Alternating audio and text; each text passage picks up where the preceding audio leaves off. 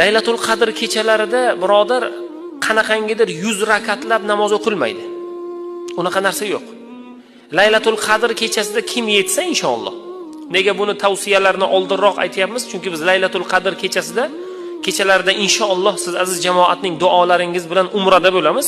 15-aprel kuni safarga boryapmiz. Shuning uchun aytib o'tyapmiz bu maslahatlarni. Laylatul Qadr kechasida qanaqangidir 100 rakat o'qiydigan namoz yo'q. Laylatul Qadr kechasida qanaqadir pishiriladigan maxsus taom yo'q. Shirgurunch pishiramiz. Kerak emas u. Laylatul Qadr kechasida aynan borib ziyoratgoh yuramiz, 2 rakat namoz o'qiymiz. Yoki yoshlarimiz piyoda qanaqangidir ziyoratgohlarga borib ziyoratga borishadi. Bunaqa joy yo'q. Bu bid'at bu. Bu noto'g'ri bu. Bu gunoh bu. Qilmang bunday ish. Laylatul Qadr kechasini bedor o'tkazish kerak.